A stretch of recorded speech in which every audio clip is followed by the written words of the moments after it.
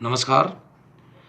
भौतिक भूगोल में आज के व्याख्यान में हम प्रवाही जल के जो कार्य हैं धरती के ऊपर और अंदर, उसके बारे में अध्ययन करेंगे।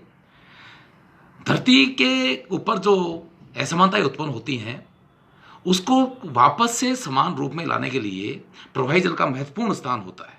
प्रवाही जल का तात्पर्य ये होता है कि या तो हिम के द्वारा या वर्षा के द्वारा जो जल पृथ्वी को प्राप्त होता है, धरातल को प्राप्त होता है, और वह गुरुत्वाकर्षण बल के द्वारा ऊपर से नीचे की ओर जब प्रवाहित होने लग जाता है तो उसको प्रवाही जल कहा जाता है। मोंकहाउस एक विद्वान हुए हैं।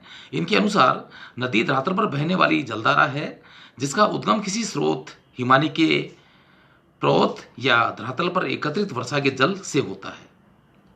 वर्षा का जल तात्कालिक प्रवाह के रूप में धरातल पर बहता है तो वह वाही जल कहलाता है। गुरुत्व से प्रेरित होकर एक निश्चित धारा के रूप में बहने पर उसे नदी कहा जाता है। नदी का विकास क्रमिक होता है।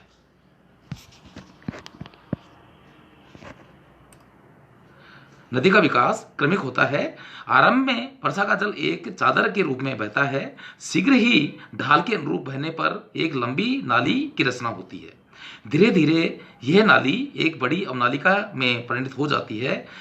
इसके क्रमशः गहरा होकर विकसित होने से नदी का निर्माण होता है।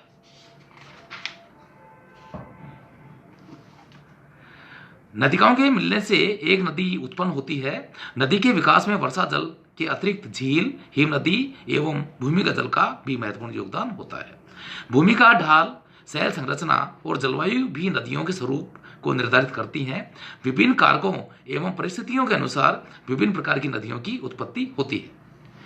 ये जो नदी की उत्पत्ति होती है तो विभिन्न नदियों से मिलने से एक प्रवाह तंत्र का निर्माण होता है।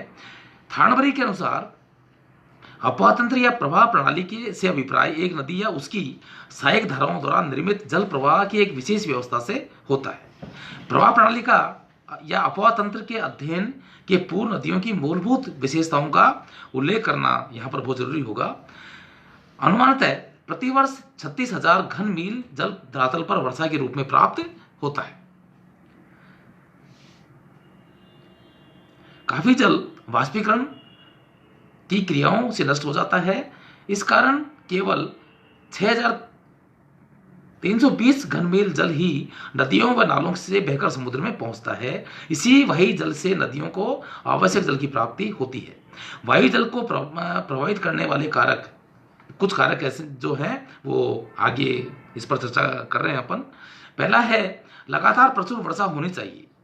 रुक रुक कर वर्षा होने पर जल का प्रवाह कम होता है। दूसरा, स्थल पर वनस्पतियों का अभाव होना चाहिए। ये जल प्रवाह में बाधक होते हैं। तीसरा, स्थल का ढाल तीव्र होना चाहिए। और चौथा, शैलें अपारगम्य होनी चाहिए ताकि वह जल भूमिगत ना हो सके। जलवायु आर्द्र होनी चाहिए जिससे अधिक जल वाष्पीकृत नहीं हो सके। जलधारा या नदी का स्वभाव, ये जो ऊपर जो अपन ने बताई, जो कुछ एक जो कारण है जो बताए हैं, कुछ एक जो प्रभावी जो कारक हैं, इस पर निर्भर करता है। और ये जो तमाम जो ये कारक हैं, इनको मद्देनजर रखते हुए ये जो नदियां हैं, जलधाराएं हैं, उसको कुछ भागों में बांटा गया है। पहला है स्थायी जलधारा। जो जल धाराएं वर्ष भर जलपूर्ण रहती हैं उन्हें सदावाहिनी कहते हैं। ऐसी धाराओं के उद्गम झील, हिमानी या अधिक वर्षा वाले क्षेत्र होते हैं।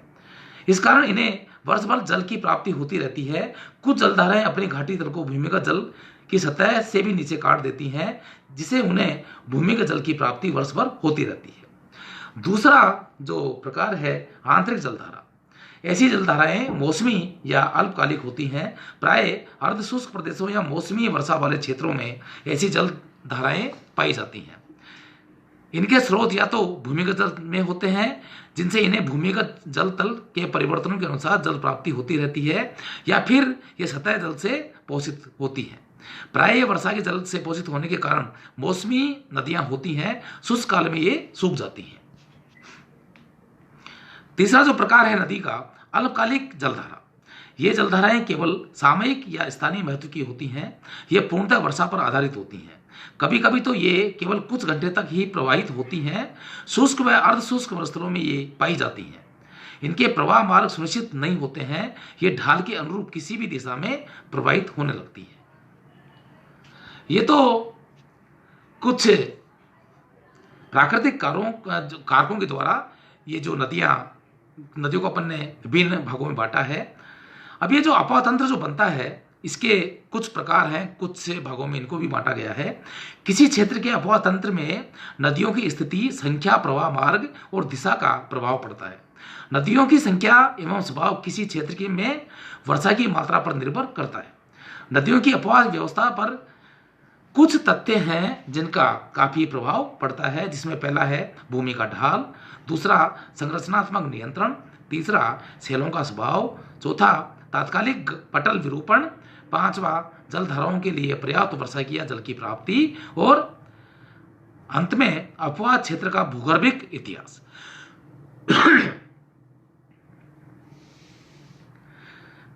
ये जो कारक हैं, ये जो तत्व हैं, इनके आधार पर धरातल पर कुछ ये जो अपवाह तंत्र है उसको कुछ भागों में बांटा गया है। जो प्रतिरूप है इनको कुछ भागों में बांटा गया है। पहला है द्रुमाकृतिक या वृक्षाकार, दूसरा है आयताकार, तीसरा जालीनुमा, चौथा वलयाकार, पांचवा कंटकीय, छठा है केंद्रोन्मुखी या आंतरिक, सातवां है केंद्र त्यागी या अरीय, आठवां है समांतर, नौवां अनिश्चित अपवाह, दसवां है भूमिगत अपवाह। इस प्रकार जो पहला है धूमाकृतिक या वृक्षाकार प्रतिरूप, यह अपवाह प्रतिरूप एक समान स्वभाव या संरचना वाली सेलों के क्षेत्र में विकसित होता है। इस प्रतिरूप के अपवाह तंत्र एक वृक्ष के तने के समान विकसित होता है, जिसमें अनेक शाखाएं व प्रशाखाएं निकलती हैं। इसके विकास में अक्रमणवर्ती धाराओं का विशेष योग होने के कारण इसे अक्रमणवर्ती अपवाह भी कहा जाता है।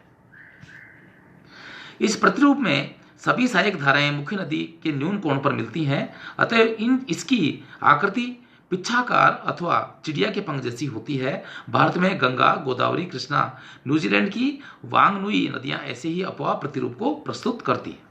दूसरा आयताकार प्रतिरूप, यह प्रतिरूप आयताकार विवरों, संधियों और भ्रंशों वाले क्षेत्रों में उत्पन्न होता है। मुख्य नदी से शाखाएं एवं प्रशाखाएं समकोण पर मिलती हैं। नॉर्वे के तट, एडिरोनडॉक श्रेणी और बसास श्रेणियों जो यूएसए में है, और कोलोराडो की ग्रांड कैनियन में यह प्रतिरूप विकसित हुआ है। तीसरा है जालीनुमा प्रतिरूप। यह प्रतिरूप कोमल व कठोर सेलों की भिन्न संरचना वाले क्षेत्रों में विकसित होता है। इसे स्वभावतोपन अपवाह की भी कहा जाता है। इसमें सभी धाराएं धरातलीय ढाल का अनुसरण करती हैं। यह प्रतिरूप आयताकार की भांति होता है, लेकिन इसमें नदियों का क्रम आयताकार संधियों के बजाय धरातलीय ढाल के अनुरूप निश्चित होता है। इस प्रतिरूप में नदियां एक जाल के रूप में फैली होती हैं। इस प्रतिरूप को प्रभावित करने वाले कुछ कारक हैं, जैसे धरातलीय भाग में प्रारंभिक अवतलित भाग, दूसरा है धरातलीय भाग में ढाल का स्वभाव। लोबे के अनुसार इस अपवाह प्रतिरूप के निर्माण में 3 प्रकार की आनुवंशिक नदियां का योगदान रहता है। पहला है परवर्ती, दूसरा प्रत्युनुवर्ती और तीसरा है नवानुवर्ती धाराएं। ऐसे प्रतिरूप हिमाचल के वलित पर्वतीय क्षेत्र में दृष्टिगोचर होते हैं। चौथा जो अपवाह का प्रकार है, जो प्रतिरूप है, वलयाकार प्रतिरूप। यह प्रतिरूप ब्रंशोत्थ अथवा गुम्बदाकार पर्वतीय क्षेत्र में विकसित होता है। विभिन्न कोमल एवं कठोर संरचना वाली सेलों से निर्मित अनाच्छादित ढालों पर नदियां एक वलय घेरे के रूप में पर्वत की परिक्रमा करते हुए बहती हैं। इसे विकसित करने में परवर्ती, प्रत्युन्वर्ती और नवानुवर्ती नदियों का योग होता है। इंग्लैंड के वेल्ड प्रदेश की ब्लैक हिल्स में इसके उदाहरण पाए जाते हैं। पांचवा है कंटकीय प्रतिरूप। यह एक विचित्र अपवाह प्रतिरूप है। प्राय इसका विकास सरिता अपहरण वाले क्षेत्रों में होता है। मुख्य नदी के ऊपरी भाग में सहायक नदियां विपरीत दिशा में बहती हैं। मुख्य नदी अब सहायक नदी के जल का अपहरण कर लेती हैं, तब उस स्थान पर सहायक नदी का जल उल्टा बहने लगता है, लेकिन अपहृत नदी की सहायक नदियां संयुक्त नदी की सहायक बन जाने पर भी अपनी पूर्ववर्ती दिशा में ही बहती हैं। भूमि उत्क्षेप से भी ये अपवाह प्रतिरूप उत्पन्न होता है। अगला जो प्रतिरूप है अभिकेंद्री या आंतरिक अपवाह प्रतिरूप। जब आसपास उच्च भूमि एवं मध्य में कोई झील या सागर स्थित होता है, तब नदियां उच्च भूमि से बाहर झील या सागर में गिरती हैं। उच्च पठारी भागों में तिब्बत, लद्दाख, अरल सागर यूरेशिया में, कैस्पियन सागर पश्चिमी संयुक्त राज्य में यह प्रतिरूप विकसित हुआ है। सातवां जो प्रतिरूप है अपकेंद्री या अरीय प्रतिरूप। जब धरातल का मध्यवर्ती भाग ऊंचा और उसके चारों ओर निम्न भूमि होती है, तब यह प्रतिरूप विकसित होता है। प्राय यह आकृति ज्वालामुखी शंकुओं और गुम्फाकार भूभागों पर विकसित होती है। नदियां मध्यवर्ती उच्च भाग से निकलकर सभी दिशाओं में प्रवाहित होती है। इनका आकार वृत्त अर्धव्यास जैसा होता है। यह प्रतिरूप माउंट एटना, माउंट रेनियर, ये जो ज्वालामुखी है उन क्षेत्रों में ये विकसित हुआ है। नीलगिरी, सौराष्ट्र, श्रीलंका आदि में भी यह प्रतिरूप देखने को मिलता है। समानांतर प्रतिरूप। यह प्रतिरूप किसी वृहद लंबाकार पर्वत श्रेणी में विकसित होता है। पर्वत श्रेणी के दोनों ओर समानांतर क्रम में अधिक नदियां प्रवाहित होती हैं। इनमें शैल संरचनात्मक नियंत्रण पाया जाता है। लघु हिमालय श्रेणियों से उत्तरी मैदान में प्रवाहित होने वाली नदियां में यह प्रतिरूप उत्पन्न हुआ है। राकी और एंडीज पर्वत श्रेणियों में भी यह प्रतिरूप देखने को मिलता है। आंतरिक अपवाह। अर्ध शुष्क एवं शुष्क मरुस्थलों में आकस्मिक वर्षा के फलस्वरूप धरातल पर बाढ़ की भांति जल प्रवाहित होने लगता है। कुछ ही घंटों में यह जल कंकड़, पत्थर एवं रेत में विलुप्त हो जाता है। कभी कभी कुछ दूर अदृश्य रूप में बहकर यह पुनः धरातल पर प्रकट होता है। इसे ही आंतरिक अपवाह कहा जाता है।